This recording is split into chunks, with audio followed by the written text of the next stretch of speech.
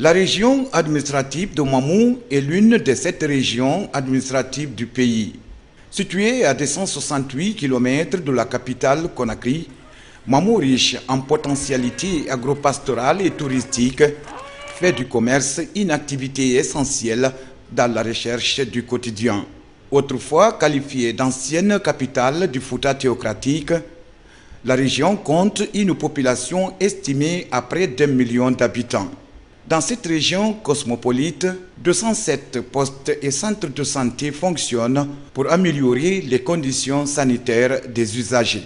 Les grands urgences de ce projet, c'est autant que possible appuyer les services de santé sur toute la chaîne, depuis la région jusqu'au niveau périphérique, c'est-à-dire au niveau des communautés, dans la mise en œuvre des services de santé. Et de manière particulière, le projet va aider à mettre en œuvre la politique nationale de santé communautaire élaborée et adoptée par le ministère de la Santé. Cette politique nationale de santé communautaire s'articule autour des éléments ci-après. Il y a d'abord les relais communautaires au niveau des communautés qui sont des personnes désignées par les communautés pour suivre les activités de santé et les besoins de santé des populations le plus près possible. Au niveau du ministère de la Santé, on a décidé que la priorité numéro 1 c'est la santé communautaire. Donc ce qu'on a assigné à ce projet, c'est la mise en place des ressources humaines qui concernent la santé communautaire. C'est-à-dire c'est les relais communautaires qui vont travailler directement à l'intérieur des communautés. C'est les agents de santé communautaire, les infirmiers, les sages-femmes et les médecins au niveau des centres de santé. C'est là la composante principale par rapport à ce projet, en ce qui concerne les ressources humaines de santé. Le projet Santé Région Mamou est né des cendres de l'épidémie de la maladie à virus Ebola.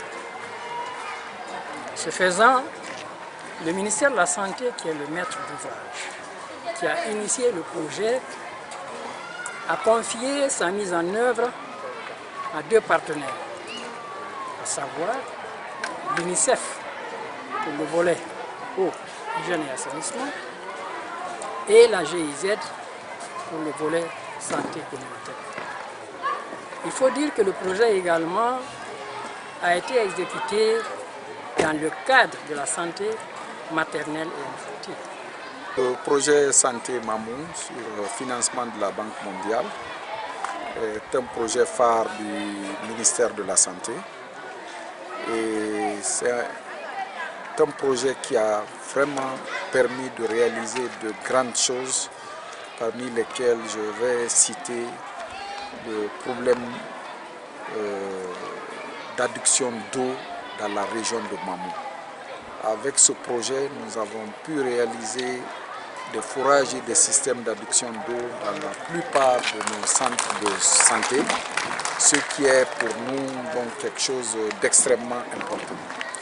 À côté de la résolution du problème d'eau, non seulement au niveau des formations sanitaires, mais au niveau de la population, le projet a pu recruter et former les agents de santé communautaires ainsi que les relais communautaires au niveau de toutes les structures de la région de Mamou. Nous avons pu faire un équipement logistique avec presque l'achat de 150 motos et presque la même quantité en ambulance. Toutes nos sous-préfectures vont être dotées en ambulance tricycle, ainsi que l'approvisionnement en médicaments et en outils de gestion. Les zones les plus éloignées des formations sanitaires n'ont pas un accès géographique facile et font face à des barrières financières contribuant ainsi au taux de mortalité maternelle et infantile très élevé. La crise d'Ebola, apparue en 2014, a mis en exergue les défaillances du système de santé, tant sur le niveau de sa capacité de résilience que la prise en charge sanitaire adéquate de toutes les populations. Il y a la mortalité maternelle et infantile. Jusque maintenant, on est en train d'enregistrer des mortalités maternelles dans nos structures, notamment à l'hôpital régional. Évidemment, c'est un lieu de référence. C'est des cas surtout qui nous arrivent avec ces retards, surtout les 2 premiers retards. On attend que ce soit vraiment tard pour référer la femme. c'est des femmes qui arrivent en catastrophe. Et quelquefois, c'est des dépôts de corps qu'on fait. Quelquefois, c'est des femmes qui arrivent vraiment qu'on n'arrive pas à sauver. Ce projet a 3 composantes.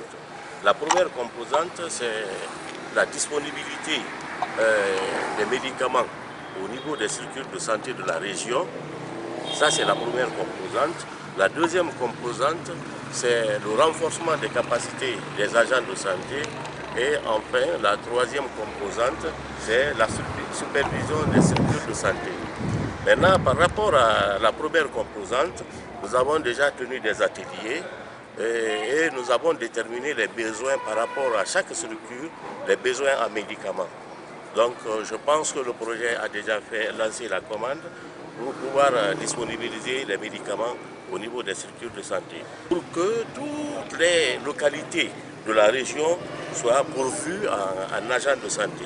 Et là aussi, le travail est déjà fini et nous sommes en train maintenant de renforcer les capacités des agents. Effectivement, les statistiques l'ont montré que la mortalité maternelle et infantile est très élevée en Guinée, d'où l'intérêt de ce programme, donc de mettre des agents de santé au plus près des communautés afin qu'ils puissent relever les problèmes de santé qui se trouvent dans la communauté et pour qu'une prise en charge efficace soit entreprise le plus tôt que possible afin qu'on diminue cette mortalité maternelle. Le projet veut que la population, la communauté à la base soit plus proche de la santé. C'est pour ça que les formateurs iront former les agents de santé communautaire qui vont faire des prestations au plus profond des structures des sous-préfectures dans les villages pour aider ces personnes-là. Parce que si ces personnes sont dans ces villages, c'est parce qu'elles ont droit également à être suivies, à être soignées comme toute personne étant dans une zone urbaine comme Pita, comme Dalaba, comme Mamoun, comme Conakry. La mortalité maternelle constitue un lourd fardeau jusqu'à présent pour nos pays. Et ceci, ce n'est pas individuel à notre pays, ce n'est pas seulement pour notre pays. On peut dire que toute la région ouest africaine et du centre sont touchées par ce fléau. La prédisposition des relais communautaires sur le terrain, c'est quoi? D'abord, savoir remonter les informations au niveau des centres de santé. Deuxièmement, suivre les malades qui sont sous traitement, par exemple, qui sont sous traitement de tuberculose ou les autres maladies cibles, et également faire la sensibilisation au niveau des femmes enceintes, par exemple, pour les consultations prénatales, afin pour réduire le taux de maternelle, néonatale et infantile. Pour y remédier, le gouvernement guinéen, à travers le ministère de la Santé, a accéléré la finalisation de sa politique nationale de santé communautaire en juillet 2017. Cette politique a été complétée, entre autres, par l'élaboration du projet Santé Région Mamou, dont l'objectif est de fournir des intrants indispensables de santé maternelle et infantile au niveau primaire du système de santé. Ce projet a été salutaire et ça a été un projet phare pour non seulement le pays, mais aussi pour les communautés. Parce que partout où nous sommes passés, les communautés ont exprimé leur satisfaction par rapport à cette action gouvernementale. Ont exprimé leur satisfaction et ont exprimé également les remerciements de tout ce qui a été fait par le gouvernement pour satisfaire les besoins sanitaires de la population. Dès après Ebola et pendant nos différentes planifications des activités annuelles depuis 2016, il s'est avéré que la santé communautaire est le maillon le plus faible du système de santé en Guinée, d'où les surprises que nous enregistrons parfois au niveau des maladies à potentiel épidémique. En effet, il faut que les individus, leurs familles et la communauté s'impliquent dans les problèmes de santé afin que les détections des maladies avec des cas communautaires, les définitions communautaires soient promptes et que les remontées des données au niveau des postes de santé, des centres de santé de la DPS soit aussi rapide et que la DPS puisse non seulement prendre les premières mesures, mais informer le niveau régional et le niveau national. Ne pas que le pays soit surpris en ce qui concerne notre district sanitaire, voire notre région sanitaire. Ce projet donc a pu poser vraiment les bases solides pour que le système de santé soit renforcé au niveau de la région. Ça a été aussi quand même pour nous un modèle de décentralisation parce que ce projet a été géré exclusivement au niveau de la direction régionale de la santé de Mamou avec l'appui de 2 partenaires techniques que sont la GIZ et l'UNICEF. Ce modèle de coopération avec une décentralisation des unités de gestion a été un modèle que nous allons essayer vraiment d'expérimenter sérieusement pour l'ensemble du pays. Nous avons préparé toutes les commandes et actuellement il y a un lot de médicaments qui est déjà à la PCJ. Donc aujourd'hui nous sommes venus avec l'équipe pour procéder à la répartition de ce que la PCG a reçu et ce que la PCG doit nous livrer. Puisque déjà presque la totalité de la commande est disponible pour qu'on puisse rendre ça disponible aussi au niveau des centres de santé, ce qui doit aller jusqu'au dernier élément de la population de la sous-préfecture. Puisque actuellement, avec la santé communautaire, nous sommes tenus de fournir les soins de santé jusqu'au dernier malade qui se trouve dans le village le plus éloigné du centre de santé. Ce projet, financé par la Banque mondiale, bénéficie de l'appui technique de la GIZ, Coopération allemande au développement, pour un coût global de 3 millions de dollars pour la composante sanitaire dont la mise en œuvre implique toutes les parties prenantes à la santé communautaire. Et nous déjà, on était sur le terrain avec ce projet du financement basé sur le résultat. Donc avec le PSRM, on a pu continuer les activités du FBR sur le terrain. Autrement dit, ça consistait en des séances de formation, on a tenu des formations, on a fait la contractualisation aussi des structures d'encadrement, chose qui n'était pas faite jusqu'alors. On a effectué aussi des vérifications sur le terrain au niveau des structures et aussi au niveau des formations sanitaires. C'est des aspects importants.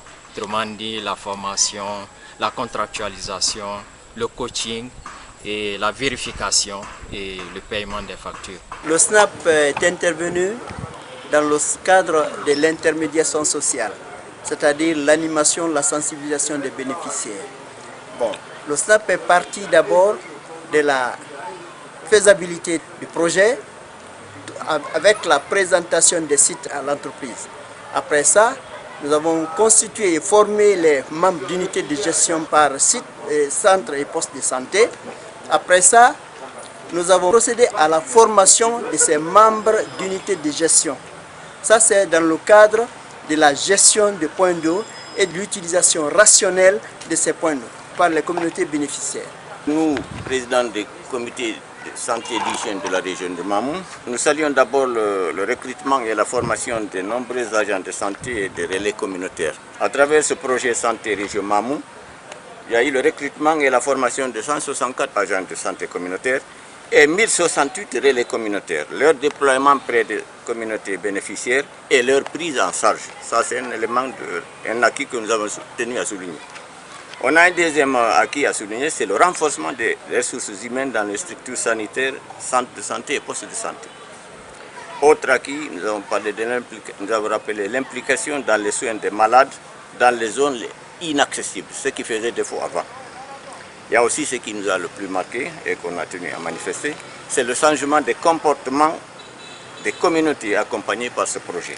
Les résultats atteints aujourd'hui sont plus qu'encourageants, il reste à faire, il y a des efforts à fournir, notamment dans le domaine de la fidélisation des agents de santé qui ont été recrutés au niveau terrain, notamment la maintenance des équipements et la maintenance de tout ce qui va être mis à la disposition des structures sanitaires, mais aussi la participation communautaire qui est extrêmement importante.